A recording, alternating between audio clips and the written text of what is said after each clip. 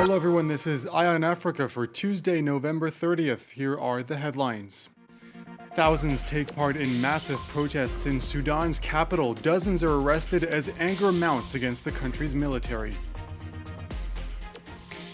Ethiopian Prime Minister Abiy Ahmed says his army is making significant gains and calls on Tigrayan rebels to give up arms. And as Gambians get ready to choose their next president this weekend, our reporters head to Banjul to meet with the people who moved back to Gambia after the country's transition to democracy. There were mass protests in Khartoum this Tuesday. Security forces used tear gas against demonstrators who had gathered to voice their anger at Sudan's military. Dozens of arrests were also made. At least 42 people have been killed so far in clashes with the army following last month's coup. Vedika Bahel has the latest. It's the latest show of opposition since last month's military takeover. Sudanese security forces cracked down against pro-democracy protesters, firing tear gas to disperse crowds, as tens of thousands marched in Sudan's capital on Tuesday against the country's military leaders. Now the Sudanese people have united around the idea of civilian democratic transition. The military must heed to the people's demands. Dozens have been killed so far in military clashes since last month's coup, when Sudan's top general, Abdel Fattah al-Burhan, dissolved the country's transitional government. But after mass protests and international criticism, he reinstated the deposed Prime Minister, Abdallah Hamdok, a move that's been slammed by pro-democracy movements who say it falls short of full civilian rule and blast Hamdok for making a deal with the military. We are protesting for the institutions. We are not pro-Hamdok. We want to change perceptions and the Islamist connections that unfortunately the Sudanese people struggle with. We are supporting the institution of a full civilian state that holds everyone accountable who committed crimes against the Sudanese people and killed martyrs. Sudan has grappled with the transition to democratic government since mass uprisings ousted former President Omar al-Bashir in 2019. General Burhan has pledged to guide Sudan towards transparent elections in July 2023 and insist his military takeover wasn't a coup, but an effort to aid the transition. Ethiopian Prime Minister Abiy Ahmed is calling on Tigrayan rebels to surrender and claiming government forces are nearing victory.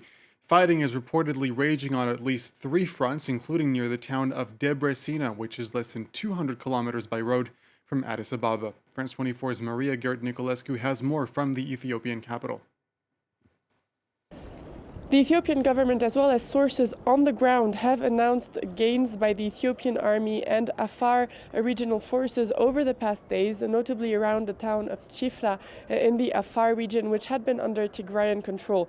This comes as Prime Minister Abiy Ahmed reportedly left to the front early last week to command his troops. If continued, this military advance could enable the Ethiopian army to retake the towns of Kombolcha and Dessie in the Amhara region. No major developments on the front around Debre Sina, about 200 kilometers northeast of Addis Ababa, where Tigrayan and Oromo rebels had been pushing towards the capital. In a press conference on Tuesday, government spokesperson Bilene Seyum told international media outlets that the attempt by Tigrayan forces to take control of the highway leading to Djibouti had been thwarted. On Tuesday, TPLF leader Getachew Reda accused the government of bombing the Tekeze hydroelectric dam. This dam is key to providing electricity to the Tigray region. His claim could, however, not be independently verified. The TPLF also reiterated its concern about organized atrocities being committed against citizens of Tigrayan origin, including in Addis Ababa, where thousands of Tigrayans have been arrested since the state of emergency was declared 3 weeks ago. The Ethiopian Human Rights Commission has voiced concerns about arbitrary and ethnically targeted arrests across the country. Uganda has launched airstrikes and artillery attacks against the Allied Democratic Forces rebel group in eastern DR Congo, a day after a green light from the Congolese government and a decision to launch joint operations in the area. Witness accounts from the Watalinga sector reported heavy artillery fire causing panic.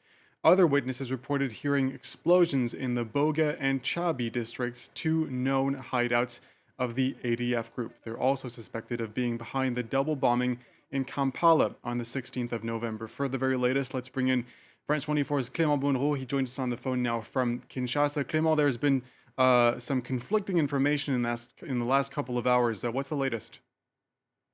Yes, there are new developments on the ground. As you said, ADF positions in eastern DRC were struck by the Ugandan army earlier this Tuesday, and now special forces from the two countries have agreed to continue operations on the ground to clean the positions of the ADF that were struck earlier this Tuesday. This comes after several observers said that Ugandan troops had been seen crossing into DR Congo earlier, something that the Congolese government initially denied, but that the Ugandan army spokeswoman confirmed to France 24 earlier.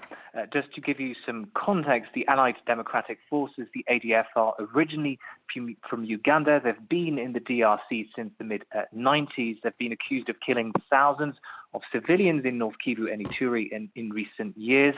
They're also suspected of carrying out attacks on Ugandan soil, of being behind the double bombing in Kampala on the 16th of November. Some observers suspect them of links to the Islamic State groups, but it's worth highlighting that United Nations researchers have found so far no evidence of IS command and control over ADF operations. Clément Bonnereau reporting there from Kinshasa. Dutch health authorities have said the Omicron variant was present in the Netherlands as early as November 19th, which is before the variant was first identified in South Africa. In a statement, the Public Health Institute said Omicron was found in 2 test samples from earlier this month, one of which comes from a person with no travel history. That suggests that the variant is already circulating in the Netherlands. Over the weekend, South African President Cyril Ramaphosa had criticized countries for implementing travel bans on people arriving from Southern Africa, saying his country had been punished for being the first to identify the new variant. Gambians will be heading to the polls this Saturday to elect their new president. Adama Barrow, the outgoing leader, is up against 5 other candidates. In 2016, he defeated Yaya Jammeh in the polls, putting an end to 22 years of dictatorship that led the country to near bankruptcy and pushed many Gambians to emigrate. Well, since the democratic transition, some have returned to take part in the country's development. Sarah Sako and Eddie Manindao went to meet some of them in Banjul. It's 1 p.m. Fatoumata and her team can finally get going with her Made in the Gambia tea production. Work at the small processing plant doesn't come without obstacles. Light has come, so we're starting production. Yeah, so we'll continue working till 5 p.m. in the afternoon. Fatoumata returned from Benin just after the fall of Yaya Jammeh. Today she exports her herbal tea internationally. The 29-year-old entrepreneur found success thanks to the improved business climate in the country in recent years. I'm happy. I can say since I started, things have been progressing. Things are going on, the business hasn't stopped, and then people really appreciated what I'm doing, and then they enjoy drinking my teas as well. Fatoumata heads a team of about 20 young people. For Lamine, the accountant, the success of the business is a blessing. It really saves my life. In 2016, as I said earlier, I was desperate. I wanted to travel. I was devastated, but thanks to this able CEO, with the emerge of this business, I am able to now stand at everywhere and defend the business. The company plans to acquire new machines, but the private sector in the Gambia still faces many challenges. If we have an improvement in the electricity, in the infrastructure, in the production facilities, all this will help our local businesses in the Gambia. Today, though, the entrepreneur no longer plans to leave her country. She says she feels safe here now. Dictatorship before was too much.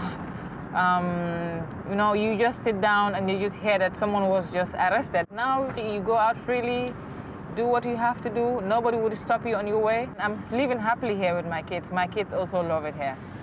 The Gambian economy has enjoyed good momentum since the 2016 transition.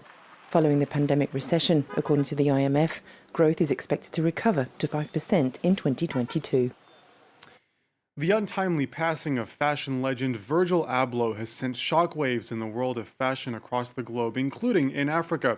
Abloh was the son of Ghanaian immigrants and the first black man to become the lead designer of a major French fashion house. And as Laurent Berstecher explains, he often paid tribute to his African roots through his deeds and his work.